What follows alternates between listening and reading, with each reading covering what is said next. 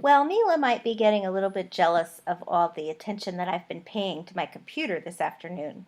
Or she might just want to hear a few extra ideas about Ira Aldridge, who was called the African Roscius by some of his fans, Roscius being a great Roman actor.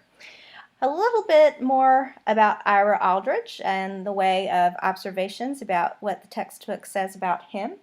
Um, Ira was born free in the United States, and he, at a very young age, became involved with the African Grove, which was a theater company that was entirely African American. Now, this was astonishingly early in American history. This was in the 1820s, and you might be right in thinking that that might have been a very dangerous time to run a theater, an African American theater company in America, even in the North in New York.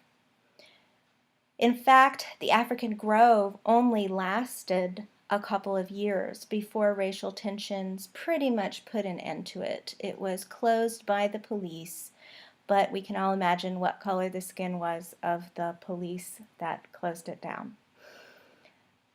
The African Grove, in its couple of years, did, though, produce theater performances. It produced classic plays and it produced new plays, particularly a play by William Wells Brown called King Shot Away that is perhaps the first African American play that we know about. So Aldrich was involved at a very young age with that company, but he realized that it was very unlikely that he was going to make it as an actor in the States.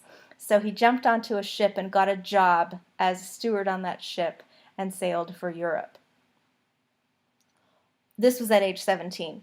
Once he reached Europe, he studied, he began performing, and he became the star that he was hoping to be. He did play in the British Isles, but one could argue that his reception was warmest on the European continent, in France and Germany. He was truly admired for his acting abilities. He was a classical actor, a Shakespearean actor, but I don't know that we really would have the right to say that he was a great American actor, because the audience that appreciated him was actually the audience of continental Europe.